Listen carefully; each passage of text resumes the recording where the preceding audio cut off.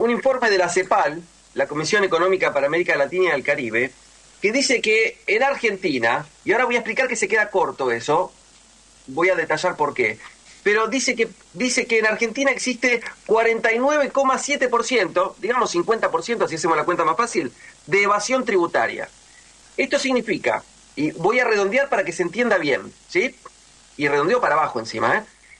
El PBI es algo superior a los 600 mil millones de dólares, ¿correcto? El 30% aproximadamente es recaudación tributaria. 6 por 3, 18, vale decir 180 mil millones de dólares. Si estamos hablando de que la mitad es evasión, estamos hablando de que por año se evaden 90 mil millones de dólares. ¿Qué tal? Dos deudas del Fondo Monetario Internacional cada año evadidas por las corporaciones, fundamentalmente las que manejan el comercio exterior, ¿no?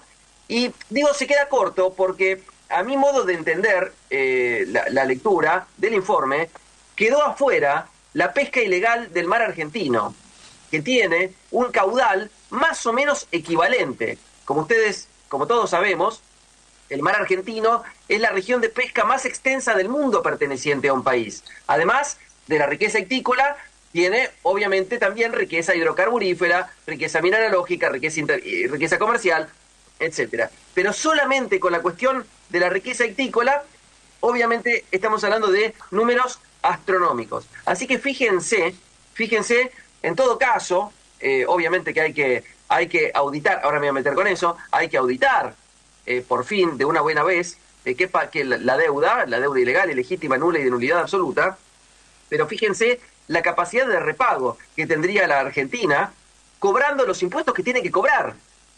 Ni siquiera poniendo nuevos, cobrando los impuestos que tiene que cobrar y a las corporaciones que más ganan, que más se enriquecen. Estamos hablando de corporaciones que han aumentado su velocidad de incremento de riqueza y que lo hacen en la medida que va pasando el tiempo, la velocidad de acumulación de riqueza de las corporaciones transnacionales va aumentando. En la misma medida, o sea, en la relación exactamente inversa, con el nivel de pobreza. En realidad, en relación directa, aumenta la riqueza, la velocidad de acumulación de riqueza a manos de las corporaciones transnacionales, aumenta en la misma medida, en la misma proporción, la pobreza en el mundo. Estamos hablando del mundo, obviamente, y estamos hablando de un problema que también es mundial, que se conoce como fraude fiscal internacional. Bueno, obviamente, en la Argentina estamos hablando que este problema es de un tamaño impresionante. Bueno, y entonces, justamente dije dos cosas, ¿no? Auditar, ¿no? Justamente hay que auditar, ¿no? Hay que controlar, hay que regular.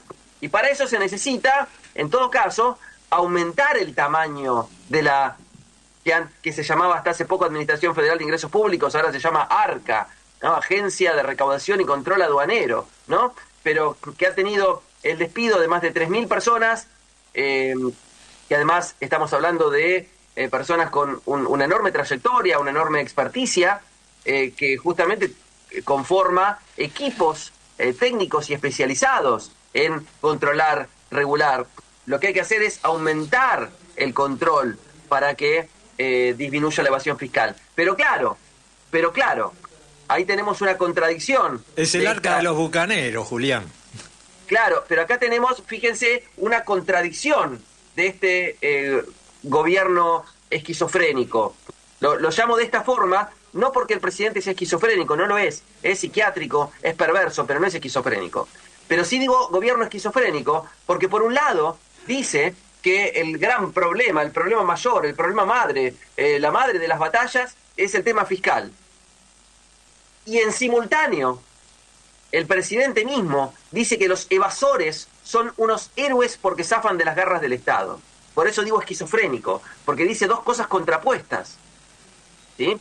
Obviamente todo eso dentro de una mentalidad perversa del presidente. Perverso es una estructura mental que disfruta del sufrimiento ajeno, es decir, cuando el otro sufre, el perverso disfruta. Cuanto más sufre el que sufre, más disfruta el perverso que está ejerciendo además ese mecanismo de sometimiento. Claro, el déficit se arregla cortando el gasto, no aumentando el ingreso, claro.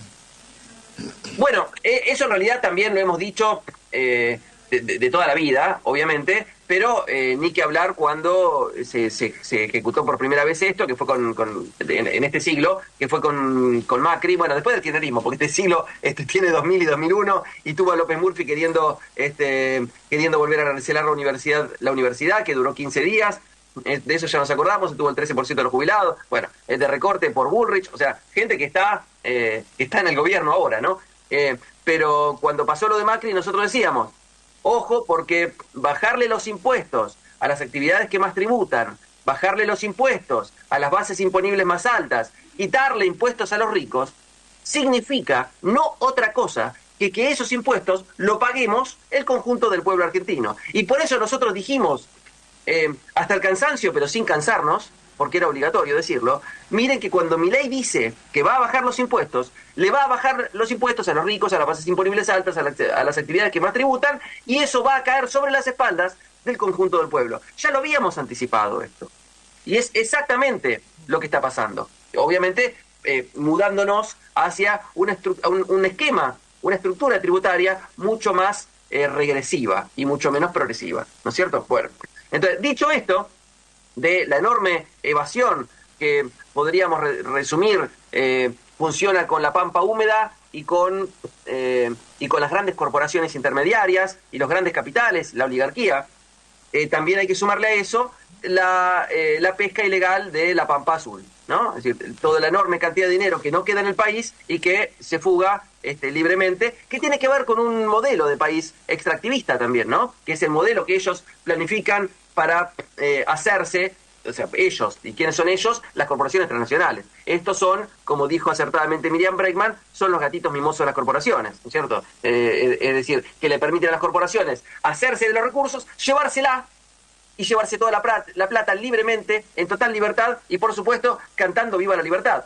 Bueno, y dicho esto, ¿no? Que justamente con el concepto de auditorías, ¿no? Es decir, ¿qué pasa con las auditorías? Porque justamente habría que hacer mayor regulación, mayor control y demás. ¿Y qué pasa con la auditoría de los que forman parte de este gobierno? Caputo, Sturzenegger, ¿no? Sturzenegger no estuvo procesado por el megacanje y el blindaje allá antes de la explosión del 2001. Y Caputo no hizo el mayor préstamo de la historia argentina y de la historia del Fondo Monetario Internacional. Y es la deuda que tenemos que pagar ahora. Y nos vienen a perseguir con que hay que auditar las universidades, que es una de las cosas que funciona excelentísimamente bien en la Argentina. Tenemos una enorme cantidad de universidades públicas, libres, gratuitas, irrestrictas y de calidad, que tienen un inmenso prestigio en el mundo, y se destaca dentro de ellas la Universidad de Buenos Aires, que es elegida desde hace muchos años, todos los años, como la mejor universidad de habla hispana del mundo y la mejor universidad de Latinoamérica. Julián, bueno, recordando a Néstor, habría que bajar otros cuadros, ¿no? Totalmente. Bueno, y termino con esta idea, justamente por eso, este achicamiento de la AFIP justamente llama la atención, porque lo que hay que hacer es aumentar las herramientas de fiscalización, de control y regulación, precisamente para que todo ese monto de impuestos, que según la CEPAL son 90.000 millones de dólares, y según lo que estamos describiendo muy fácilmente nosotros, casi duplica ese valor por año. Bueno, para que toda esa plata quede dentro del país. Y sí, lo que hay que auditar es el endeudamiento que nos dejaron Sturzenegger y Caputo, que forman parte de este gobierno. Sí, señor. Muchas gracias, Julián.